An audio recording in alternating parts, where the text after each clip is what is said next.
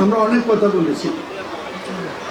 আমি যদি আজকে প্রশ্ন করি স্বাস্থ্য বিভাগের কাছে, সিভিল সার্জন এখানে আছেন, অতিরিক্ত সচিব আছেন, বাংলাদেশে কোনো বিভাগ যদি সম্প্রসারিত হয়ে থাকে স্বাধীনতার পরে, কোনো বিভাগে যদি কাঠামো নির্মিত হয়ে থাকে, সেটা হলো স্বাস্থ্য বিভাগ। স্বাস্থ্য বিভাগে অতিরিক্ত সচিব আছে বোধ ৩-৪ জন। ডিজি অফিস, এটা একটা দেশ চালাইতে পারে এত বড় বিল্ডিং। ডাক্তারি এমনি হয় না, ডাক্তারি লেখাপড়া করতে হয়।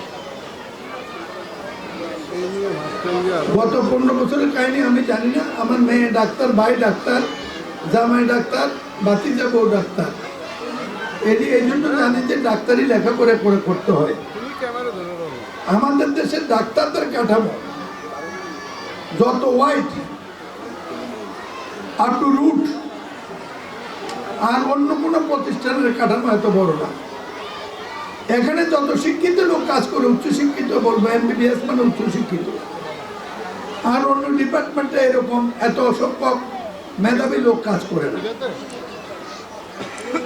গত 15 বছরের কথা বলবো না, পুরনো গ্রামের লোকটা আমাদের সময় বলতো লুটি, পয়লা মাছ বলে দেশি ভাষায়, এটা রসকা, এটা তরকারি ঝোল খাইলে লুটি ভালো হয়ে যায়। তো এটা আমরা জানি, এই যে হয়েছে। এত বছর পরে এই রোগটা আমাদের গ্রাম পর্যায়ে, এখন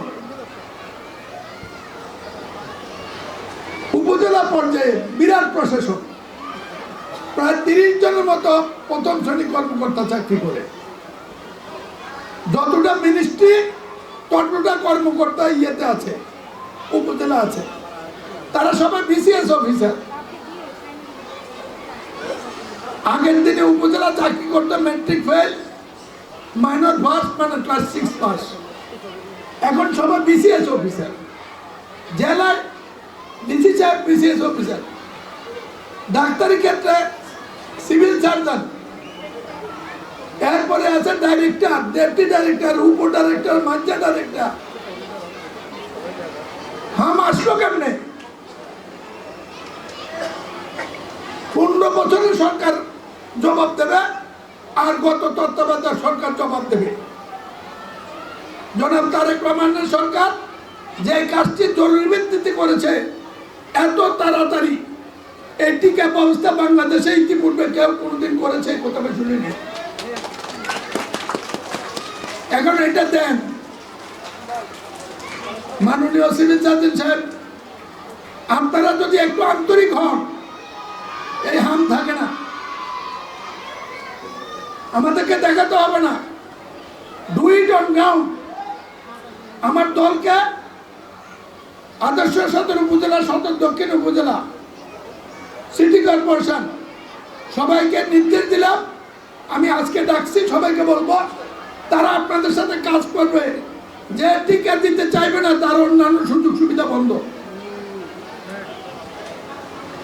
আমি সরকারকে এই প্রস্তাব দেব, কারণ একজন টিকা দিয়ে অসুস্থ থাকলে আরো 10 জন রোগী হবে। এই কথাটা তাদেরকে বুঝাইতে হবে।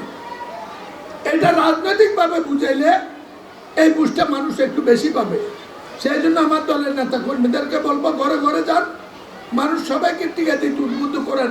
টিকার ইনশাল্লাহ অভাব হবে না। প্রচুর টিকা আমাদের সরকার সংগ্রহ করেছে। তারেক রহমানের জন্য দীর্ঘায়ু কামনা করে, ডাক্তার সাহেবদের চিকিৎসা কামনা করে, চিকিৎসা ক্ষেত্রে আরো আন্তরিক হওয়ার জন্য বলবো। আপনারা কাজ করার কথা সকাল কমপক্ষে 10টা থেকে 5টা পর্যন্ত। এই সময়টা আল্লাহ রাস্তায় এখন দেন।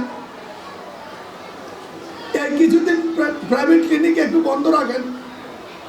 আপনারা যতজন কাজ করেন ততজন যান। এই যে অনুষ্ঠান করে সময়টা বন্ধ করছেন, এইটাও দরকার ছিল না। আমি আসতাম, আমার সামনে একজন হামের টিকা দিতেন, আরো অনেক ছেলে থাকতো, টিকা হইতো, এটা কাজ হইতো।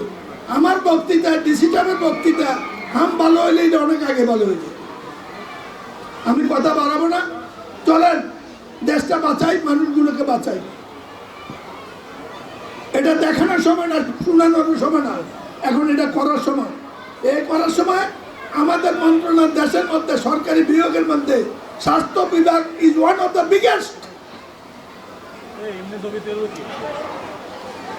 তাদের প্রত্যেক উপজেলা এস্টাবলিশমেন্ট আছে এবং তারা সবাই শিক্ষিত। একজন ডাক্তার এমবিবিএস এর নিচে হয় না, এর চেয়ে উচ্চ শিক্ষিত আছে। স্বাস্থ্য মন্ত্রণালয়ে যান, এটার কোনো দিক নাই, উত্তর স্বাস্থ্য, দক্ষিণ স্বাস্থ্য, মধ্য স্বাস্থ্য। প্রতি তালাই গেলে দেখবেন 20 জন করে উপসচিব আছে। সিভিল সার্জন কোথায় নাই? উপজেলা স্বাস্থ্য কমপ্লেক্স কোথায় নাই? কাজটা করলেই হল, না দেখাই আমরা করি। এই সময়টা নষ্ট করার দরকার ছিল না।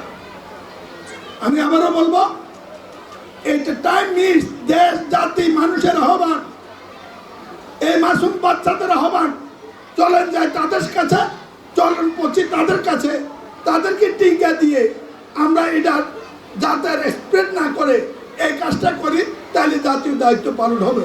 আমি যদি কঠিন কিছু বলে থাকি মাফ করে দেবেন। আমরা কথা বলতে পছন্দ করি বেশি, কাজটা কম করি।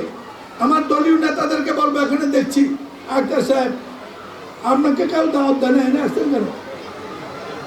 এখন দক্ষিণে যদি একজন লোক টিকার বাকি থাকে তাহলে কমিটি বাতিল হবে।